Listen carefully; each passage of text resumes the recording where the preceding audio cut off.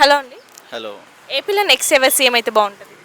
జగనే సీఎం అయితే బాగుంటుంది. ఎందుకని జగన్ గారు అనుకుంటున్నారు? అందరి పరిపాలన మీద ఆయన మీద మాకు నమ్మకం ఉంది కాబట్టి ఆయనే అయితే బాగుంటుంది. సో ఈ 5 ఇయర్స్ అతని పాలన చూసారు కదా మీరు, ఎలా అనిపించింది? చాలా బాగా అనిపించింది. మినిమం చాలామంది 5 ఇయర్స్ అనుకున్నా సరే 3 ఇయర్స్ కరోనాలోనే పోయింది కాబట్టి 2-3 ఇయర్స్ అతను చేసిన షార్ట్ టర్మ్లో కూడా బాగా చేశాడు. ఓకే అండి. అంటే జగన్ గారి పాలనలో ఈ సంక్షేమ పథకాలు ఇస్తున్నారు కదా, అవి ఎలా ఉన్నాయంటారు? బాగున్నాయండి, చాలా బాగున్నాయి. సో అంటే జగన్ గారు విద్యా రంగానికి, వైద్య రంగానికి ఎక్కువ ఇంపార్టెన్స్ ఇచ్చి ఇంప్రూవ్ చేశారన్నారు, నిజమేనా? అది మాత్రం నిజం, చాలా బాగా చేస్తున్నాడు. ఓకే. అంటే ఏ విధంగా అంటారు? స్కూల్స్లో కానీ పిల్లల చదువులో కానీ ఎంతో నార్మల్గా అయితే ఎక్కువ చదువుకునే వాళ్ళు కాదు. ఇప్పుడు అలా కాకుండా సరే ఈ పథకాలు ఇచ్చి వాళ్ళకి చదువు విషయంలో కానీ స్కూల్స్ విషయంలో కానీ గవర్నమెంట్ స్కూల్స్ అంటే అప్పుడు గవర్నమెంట్ స్కూల్ అన్నట్టు ఉండేది. ఇప్పుడు అలా లేకుండా సరే అది బాగా చేశారు, బాగుంది. సో వాళ్ళకి ట్యాబ్స్ ఇస్తున్నారు కదా, అది ఎలా ఉందంటారు? మంచిదే కదండి, ఇవ్వడంలోని తప్పేం లేదు, నేర్చుకుంటారు. మంచి నేర్చుకోవడంలో తప్పేం లేదు. అంటే చాలామంది అంటున్నారు దానివల్ల నెగిటివ్ నేర్చుకుంటారేమో అనేసి.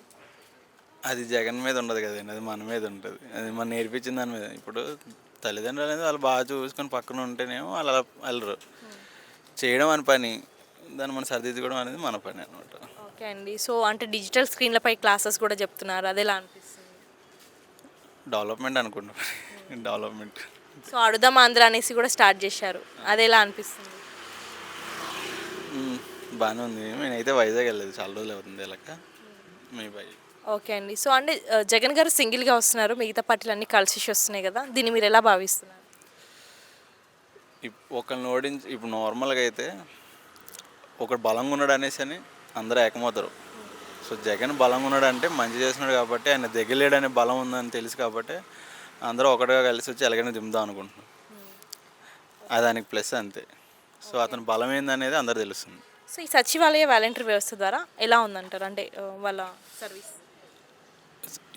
అదైతే కొంతమంది చాలా బ్యాడ్గా తీస్తున్నారు కానీ దానివల్ల ప్రాబ్లం లేదు. ఇప్పుడు చాలామందికి ముసలి వాళ్ళు లైన్లో నుంచోడానికి ఎంత ఇబ్బంది పడుతున్నారో అది అందరూ చూశారు. నార్మల్గా రేషన్ కార్డు ఇప్పుడు బండి ఉన్నాడు ఏంటంటే వెంటనే బండి మీద పెట్టుకొని తీసుకెళ్ళిపోతాడు, కానీ లేనివాడు అయితే మోసుకొని తీసుకెళ్ళాడు. ఇప్పుడు అలాంటిది ఏం లేకుండా దగ్గరలో, మరి ఎంత దూరం నుంచి రాకుండా దగ్గరలో ఉండే విధానం కానీ, లేదంటే ఇంటికి వచ్చి ఇవ్వడం విధానం కానీ, జాబ్ అంతే. ఇప్పుడు ఆ జాబ్ ఎందుకు చేద్దామంటే ఎవరు నీడ్ వాళ్ళది. ఇప్పుడు 5,000కి నేను ఎందుకు జాబ్ చేస్తాను అంటే నువ్వు నీకు అవసరం ఉంటే చేస్తా, లేదంటే లేదు అంతే. ఇప్పుడు దాన్ని ఎలా గవర్నమెంట్ చేశారు కాబట్టి అది ప్లస్ అవుతుంది. ఓకే అండి. సో మరి నెక్స్ట్ మళ్ళీ జగనే వస్తే ఎలాంటి మార్పులు చేస్తారు అనుకుంటున్నారు?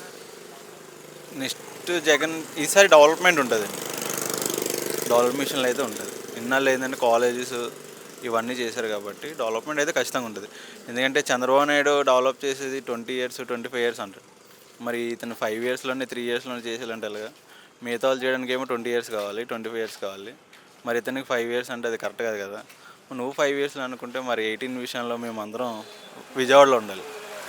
దాన్ని బట్టి విజయవాడలో ఎక్కువ కంపెనీలు ఉండాలి, అంతా ఆంధ్ర అంతా విజయవాడలో ఉండాలి, విజయవాడలోనే జాబ్ చేయాలి. రోడ్లు ఏంటంటే మరి 5 సంవత్సరాల్లోనే రోడ్లు పాడైపోతాయా? మన ఆయన రోడ్లు లేదంటే మరి 5 సంవత్సరాలు రోడ్లు వేస్తే ఇక క్వాలిటీ ఎక్కడ ఉంది? 5 ఇయర్స్లో రోడ్లు పోతే కాబట్టి వాళ్ళు వేయలేదు.